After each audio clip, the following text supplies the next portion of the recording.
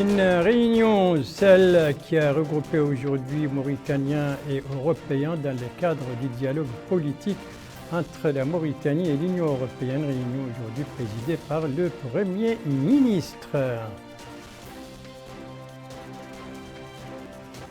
Une sortie, celle d'une nouvelle promotion, la quatrième en fait, des collèges de défense du G5 Sahel, cérémonie supervisée par le ministre de la Défense nationale.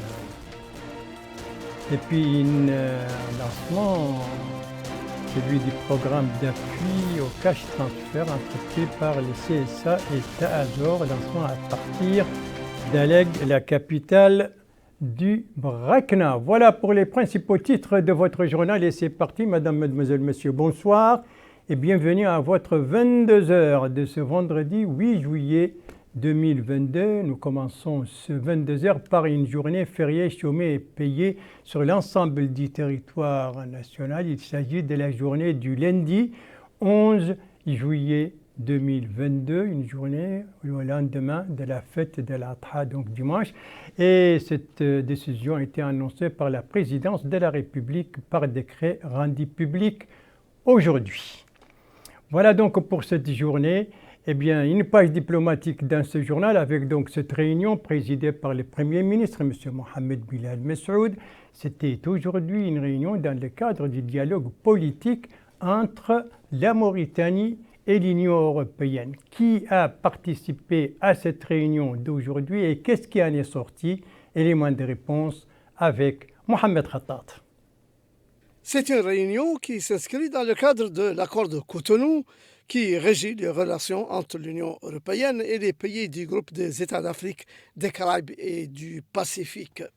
La rencontre a permis de passer en revue les sujets d'intérêt commun, plus particulièrement la situation sécuritaire mondiale et régionale, le processus démocratique, les droits humains et la gouvernance, les secteurs sociaux, la situation économique, la sécurité alimentaire, la pêche, en plus d'un point fait sur les projets financés par l'Union européenne et ses États membres. Les deux parties se sont félicitées de l'excellente qualité des relations bilatérales et ont réitéré l'importance du partenariat entre l'Union européenne et la Mauritanie et renouvelé leur engagement à poursuivre leur concertation sur une base régulière.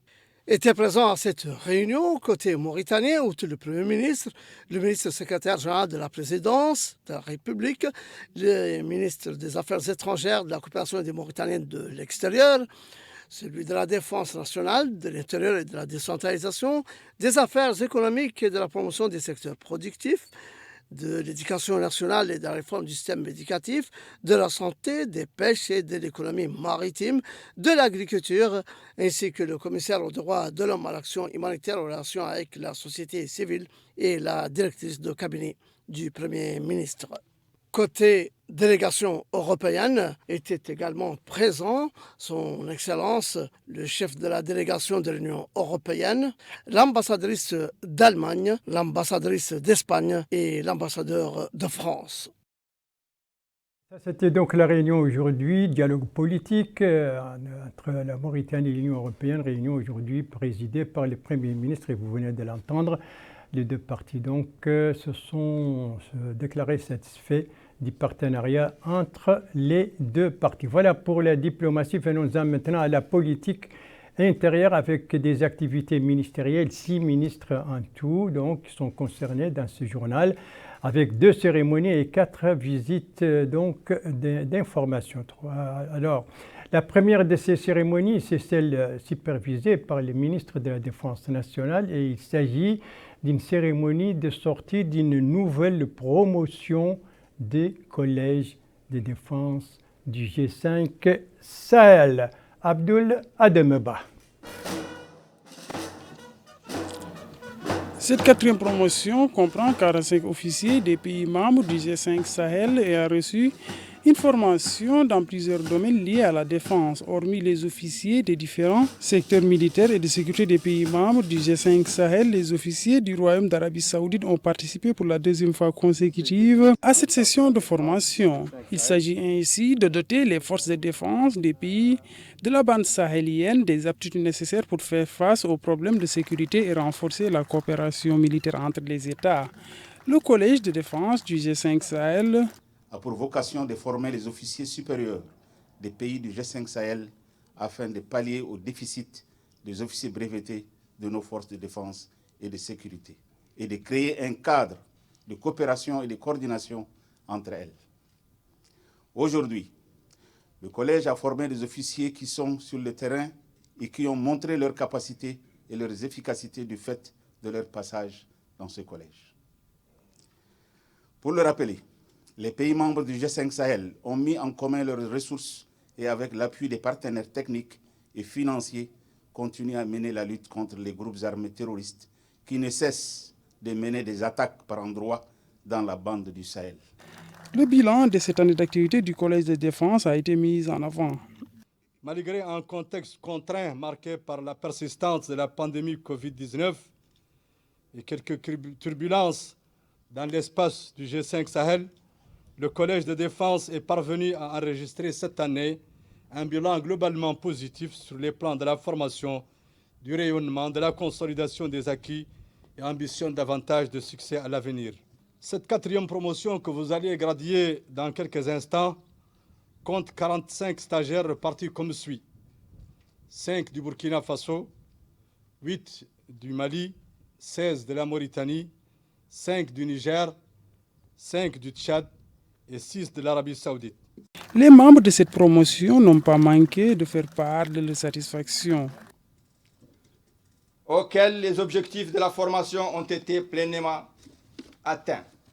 Grâce à l'abnégation de l'ensemble, nous avons pu obtenir des résultats satisfaisants. Les riches connaissances acquises dans le cadre de l'enseignement opérationnel et académique seront mises à profit pour rehausser le rendement de nos différentes institutions pour contribuer à la sécurité de nos populations et au développement de nos différents États. Pour terminer mon propos, j'exhorte mes collègues impétents de la 4e promotion à maintenir le contact entre eux et avec le Collège de défense du G5 Sahel et servir de relais pour le rayonnement du Collège de défense du G5 Sahel. Cette cérémonie de sortie de promotion a été supervisée par le ministre délégué du Tchad, Daouda Yahya Ibrahim, président en exercice du Conseil des ministres de la Défense du G5 Sahel, et le ministre de la Défense nationale, Hanan Naoul Sidi. Voilà, c'était donc une 4e promotion, une nouvelle promotion, c'est la 4e du Collège de défense nationale qui vient de sortir, cérémonie supervisée notamment par le ministre de la Défense nationale. Son collègue des affaires islamiques et de l'enseignement originel, vous le savez, se trouve en ce moment en Arabie Saoudite. C'est lui qui dirige la délégation officielle qui accompagne nos pèlerins cette année. Nos pèlerins donc pour lesquels aujourd'hui c'était une journée, c'était la grande journée pour tous les pèlerins d'ailleurs cette année. Eh bien, c'était les jours de Arafat. Un compte-rendu de notre envoyé spécial Sid Ahmed Oulukbar, compte-rendu remis en français par Mohamed Khattat. Point culminant du Hajj, le mont Arafat ou Jebel al-Rahma était ce vendredi, 9e jour de l'Hijj, la destination des centaines de milliers de pèlerins qui y ont convergé, récitant des prières, certains montant au sommet de la colline, d'autres admirant à son pied ou assis sur les rochers et même à même le sol. C'est le jour du grand pèlerinage et ils implorent le Tout-Puissant pour leur accorder sa clémence et sa miséricorde. Nos pèlerins ont prié en raccourci le Dhuhr et la Asr simultanément à l'intérieur de leur tente après avoir écouté le sermon d'Arafat lu par l'imam Cheikh al-Saleh qui est revenu sur l'importance et la grandeur des jours d'Arafat, les jours du pèlerinage étant des jours de recueillement, de repentir et pour demander à Allah de pardonner les péchés. L'imam a également prié pour nos pèlerins, notre pays et pour tous les musulmans. Après le coucher du soleil, les pèlerins se rendront à Muzdalifa, à mi-chemin entre Arafat et Minan, où ils dormiront à la belle étoile, ramasseront des pierres avant d'effectuer demain samedi, 10e jour de l'Hijj, le rituel de la lapidation des stèles représentant Satan à Minan. Voilà, et ça c'était donc le jour d'Arafat, point culminant du pèlerinage. Et nos pèlerins se portent bien et accomplissent dans de bonnes conditions leurs devoirs religieux selon nos envoyés spéciaux. Retour à Mauritanie, la Mauritanie qui s'apprête à une nouvelle campagne de sensibilisation contre la Covid-19, ceci pour inciter les citoyens à se faire vacciner contre ce virus, surtout à la suite des derniers développements de la pandémie de la Covid-19. Et c'est dans ce cadre que s'inscrivent les visites d'information effectuées aujourd'hui par le ministre de la Santé dans certains sites de Nouakchott. Bokar Baïleba. Cette visite intervient au moment où le gouvernement lance une nouvelle campagne de sensibilisation sur le danger du coronavirus. Ainsi, le ministre de la Santé, Mokhtar Ould Dahi, a fait le tour de certains marchés et gares routières, endroits à forte concentration humaine. Et cette tournée lui a permis de s'informer de visu l'avancement du processus de vaccination contre le coronavirus dans les centres de santé. Au terme de la visite, le ministre de la Santé a déclaré que l'augmentation des cas de coronavirus au cours des dernières semaines est causée par une nouvelle souche du mutant Omicron dont la propagation est rapide.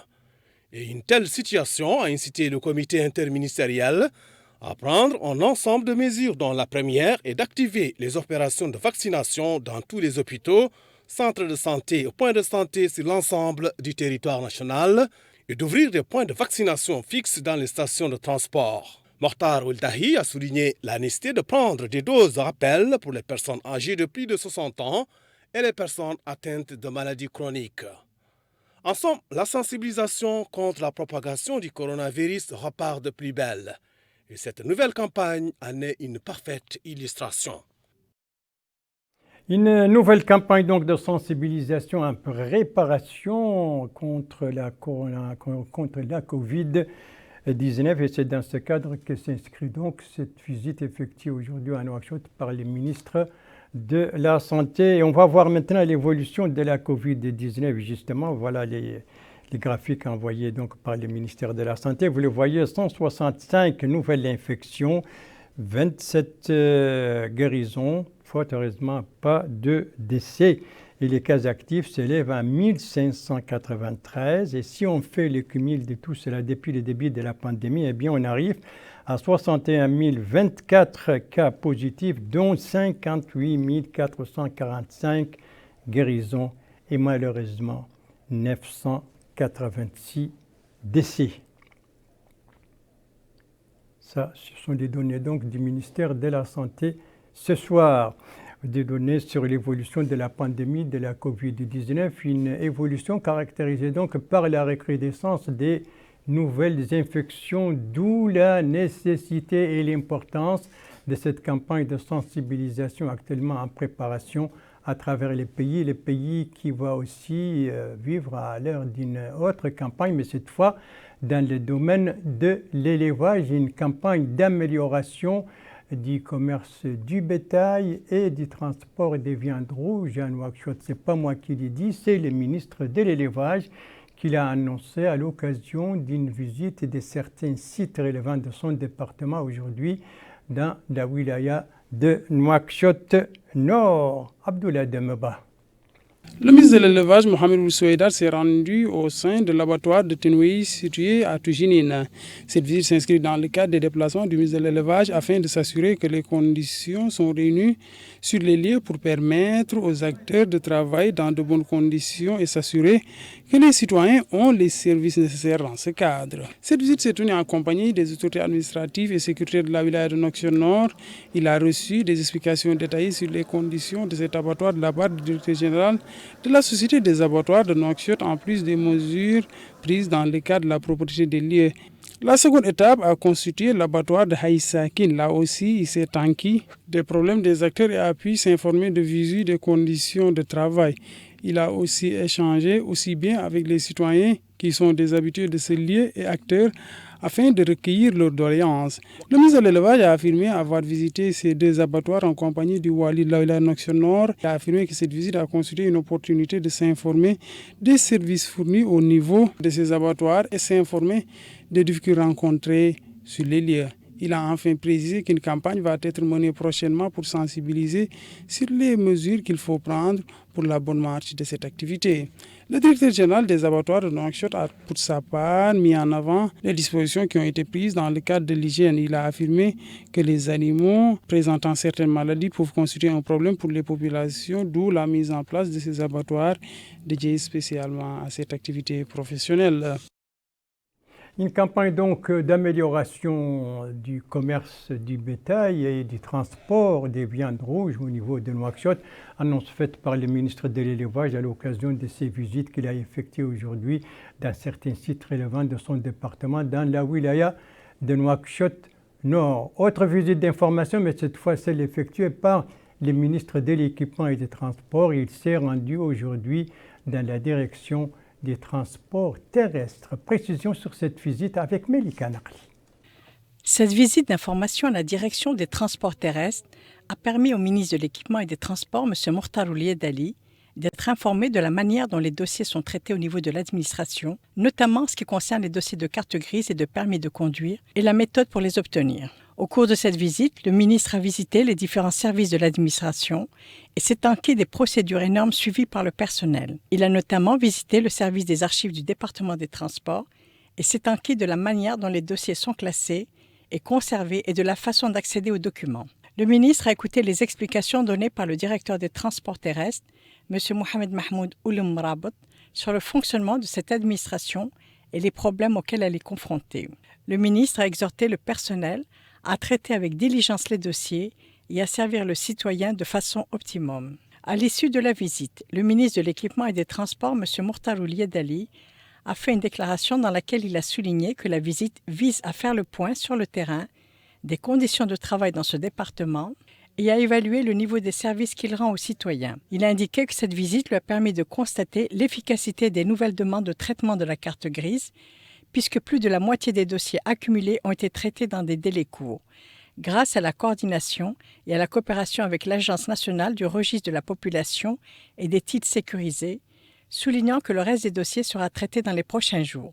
Il a relevé que l'accumulation de fichiers est causée par la lenteur des applications en place par le passé. Il a déclaré que le ministère des Transports ouvrira bientôt des centres dans certaines wilayas afin de faciliter et de rapprocher ses services des citoyens avant d'instruire les travailleurs du département à travailler d'arrache-pied et à servir le citoyen. Et ça, c'était la visite d'information du ministre de l'Équipement et des Transports dans la direction des transports terrestres. Elle n'a pas fait de visite d'information, mais plutôt elle a supervisé une cérémonie. Je veux parler de la MASDEF, la ministre de l'Action sociale, de l'enfance et de la famille. Elle a supervisé la cérémonie de lancement donc, des activités de l'Observatoire national des droits des femmes et des filles. Précision avec Bokar Baïleba. L'Observatoire national des droits de la femme et de la fille, créé en 2020, est une institution consultative dont la mission est de suivre, évaluer et formuler des propositions tendant à promouvoir les droits de la femme et de la fille dans les politiques publiques. La mise en place de cette institution a été le résultat d'une collaboration constructive entre le gouvernement et les mécanismes des Nations Unies pour les droits humains, visant le suivi de recommandations relatives à la protection et promotion des droits de la femme et de la fille en Mauritanie. Et dans une allocution prononcée à cette occasion, la ministre de l'Action sociale de l'enfance et de la famille, Mme Safia Mintitaha, a indiqué que la mise en place de ce nouveau mécanisme s'ajoute aux mécanismes existants de protection et de promotion des droits de la femme, indiquant que la composition des membres de l'Observatoire et leur grande expérience lui permettront d'atteindre les résultats escomptés. Elle a rappelé que la protection et la promotion des groupes sociaux les plus vulnérables, en particulier les femmes et les filles, occupe une place prépondérante dans le programme du président de la République, M. Mohamed Ould-Cheikh El-Ghazouani. À son tour, la présidente de l'Observatoire national des droits de la femme et de la fille, Mme Mahla Mint Ahmed Lebna, a souligné que la mise en place de l'Observatoire est un acquis précieux pour les femmes et les filles mauritaniennes, car il défend leurs droits et accroît leur participation à différents niveaux. Pour le système des Nations Unies, la mise en place de cet observatoire traduit la volonté de la Mauritanie de développer des stratégies et des politiques visant à promouvoir les droits de la femme et de la fille. Alors que la Mauritanie a ratifié les instruments majeurs relatifs aux droits humains, la création de cet observatoire permet de renforcer les mécanismes nationaux existants qui traitent des droits humains en général et des droits des femmes et des filles en particulier. Institution qui se veut consultative sur les droits de la femme et de la fille en Mauritanie, cet observatoire a pour mission principale de suivre, évaluer et formuler des propositions concrètes qui visent à améliorer les droits des femmes et des filles dans les politiques publiques en Mauritanie. Le système des Nations Unies, au travers des agences œuvrant pour la promotion et la protection des droits humains, a toujours accompagné et appuyé les efforts du gouvernement à travers un plaidoyer ayant mené à l'adoption du texte instituant cet observatoire. Par la création de l'Observatoire national des droits de la femme et de la fille, la Mauritanie fait un pas supplémentaire dans la protection des droits humains en général et des droits des femmes et des filles en particulier. En d'autres termes, la principale ambition de l'Observatoire est de permettre un exercice équitable de la citoyenneté par les femmes et les hommes pour un développement juste et durable. Et ça, c'était la cérémonie de lancement des activités de l'Observatoire national des droits des femmes et des filles. C'était aujourd'hui à Nouakchott. Autre lancement, mais cette fois à partir d'Alleg, la capitale du Brakna. Il s'agit du lancement donc du programme d'appui au cash transfert. C'était hier soir sous la supervision de la commissaire à la sécurité alimentaire et du délégué général de Tazor. C'est un compte-rendu de notre correspondant permanent Mohamed Lemine El Hadi, compte-rendu revient en français par Abdoulaye Demeba. 65 000 ménages démunis bénéficient de cette opération de distribution de cash. Cette activité rentre dans le cadre du lancement du programme Maouana de la Délégation générale à la solidarité nationale et à la lutte contre l'exclusion Tazor. C'est en collaboration avec le commissariat à la sécurité alimentaire CSA. Plusieurs régions de l'intérieur du pays bénéficient de l'intervention de ce programme. La commissaire à la sécurité alimentaire a affirmé que 65 000 familles des wilayas de Dehor, de l'Assaba, du Gorgol, du Bragna, de l'Adrar, du Tagan et du Trizemour bénéficient de cette opération pour un montant global estimé à plus de 6 milliards de l'ancienne Ouguiya. Elle a en outre souligné que le volet social de ce projet occupe une place prépondérante dans le programme électoral du président de la République.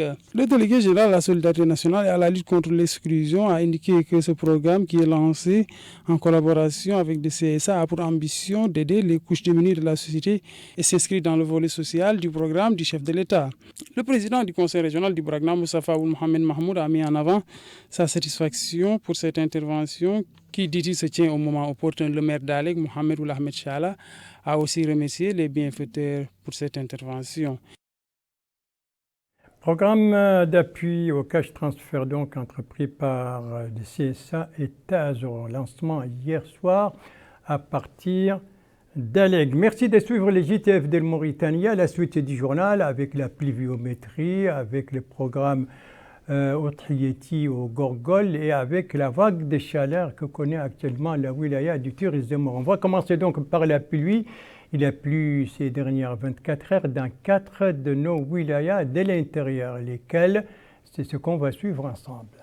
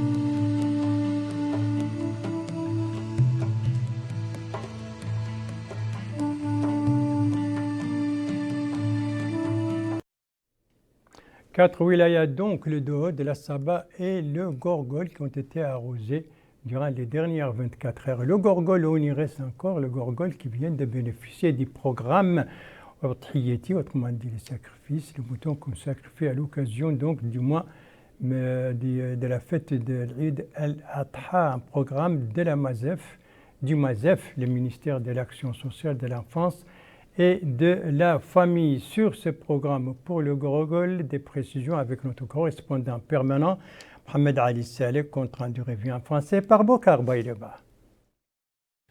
L'opération est organisée par le ministère de l'Action sociale de l'enfance et de la famille dans le cadre d'un programme sectoriel. Elle vise à apporter un soutien social aux groupes les plus vulnérables dans les vilayas du Gorgol, Guidimaha et Asaba. Ainsi, le wali du Gorgol, Ahmed Naoul Sidieb, a indiqué que l'amélioration des conditions de vie des groupes sociaux nécessiteux est au cœur des priorités du programme du président de la République, M. Mohamed Ould-Cheikh El-Ghazouani, dont la mise en œuvre est supervisée par les secteurs ministériels. Il a ajouté que ce geste généreux à l'endroit de 100 familles nécessiteuses constituées de personnes âgées ou souffrant d'insuffisance rénale mérite de la reconnaissance et reflète des aspects brillants des applications sur le terrain des programmes gouvernementaux. À son tour, le maire de la commune de Kaïdi, Tahara Baraji, a loué la mise en œuvre des programmes d'assistance sociale engagés par le ministère de tutelle. Et la présente opération témoigne des efforts de l'État pour venir en aide aux groupes les plus vulnérables de la société. Abdrahim Ould-Hamadi est le directeur régional de l'Action sociale de l'enfance et de la famille. Il explique que les procédures de l'octroi de ces aides sont respectées à la lettre, rappelant que les bénéficiaires sont constitués de familles démunies et de personnes âgées, entre autres. Justement, les bénéficiaires ont salué à sa juste valeur la mise en œuvre de cette opération de solidarité qui vient à point nommé. Pour rappel, l'opération Mon Sacrifice touche 400 familles nécessiteuses dans les vilayas de Guidimaha, Asaba et bien entendu le Gorgol. Le Gorgol qui vient donc de bénéficier de ce programme du MASEF, le ministère de l'Action sociale de l'enfance et de la famille, le programme Triyeti à l'occasion de la fête d'Eid al-Adha, une fête qui intervient dans un climat très particulier au niveau du Tiris Zemour, un climat marqué par des températures caniculaires. C'est ce qu'a constaté notre correspondant permanent là-bas sur place et qui n'a pas pu beaucoup supporter ces températures. Mokhtar Baba Ahmedou, compte rendu revue en français par Mohamed Khattat. C'est une vague de chaleur exceptionnelle à Zouerat par son intensité, mais également dans toute la wilaya du Tiris Zemour qui n'en avait pas connu auparavant, clouant dans leur maison les citoyens dès le milieu de la journée. Pourtant, dit ce monsieur, à Zouerat, nous sommes habitués à la chaleur en été, mais cette vague est précoce et intense, atteignant la nuit 39 degrés et 48 degrés le jour. Dès 11 heures le matin, nous sommes déjà au zénith. Ces dernières années, dit cet autre, les mois de juin, juillet et août sont chauds, mais pas autant. Depuis hier, les températures ont progressivement dépassé les 40 degrés. Il est vrai qu'à Zouerat, les populations ont appelé les autorités administratives à intervenir pour résoudre le problème des coupures de courant qui coïncident avec le retour dans leur foyer, fuyant la canicule et le soleil accablant. Nous prenons 2 coups de massue sur la tête à la fois, disent ces messieurs. La chaleur intenable dehors et les coupures d'électricité à domicile, en plus du manque de l'eau dans les robinets. Cette situation exceptionnelle affecte également les services des urgences de la ville qui font face à de nombreux cas de fièvre et autres coups de soleil frappant les populations, comme le souligne ce responsable du centre hospitalier de Zouerat, affirmant que cette vague de chaleur touche d'abord les plus vulnérables, comme les enfants en bas âge ou les personnes très âgées ou pauvres et faibles. Nous conseillons aux familles, dit-il, de suivre de très près leurs enfants en leur donnant très souvent à boire, de les laver, notamment les personnes âgées atteintes de maladies chroniques, surtout que nous avons l'épidémie de la dengue qui s'accentue avec la chaleur. Nous enregistrons également beaucoup de cas de déshydratation. C'est dire que face à cette canicule synonyme de danger, il faut boire de l'eau, rester au frais, manger suffisamment, se mouiller le corps et éviter de sortir. De même qu'il faut éviter les coups de soleil, surtout au niveau des sites d'orpaillage de Chegat et de ses environs. Et pour les prochaines 48 heures, les services météo prévoient des températures qui vont se poursuivre, s'élever jusqu'à 48 degrés, surtout le jour de la fête dimanche. Voilà, sur cette vague de chaleur au niveau du tourisme, ça termine ce journal. Merci à vous, mesdames, mesdemoiselles, messieurs, de l'avoir suivi. Merci bien entendu aux équipes rédactionnelles et techniques qui ont participé à sa conception. Je vous en rappelle les principales informations.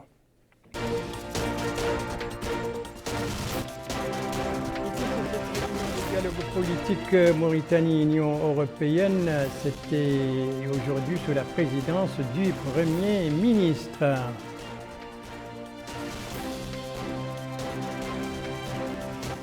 Ici, nous sommes au collège de défense du G5 Sahel, un collège qui vient de vivre à l'ère de la sortie d'une nouvelle promotion, la 4e composée de 45 membres.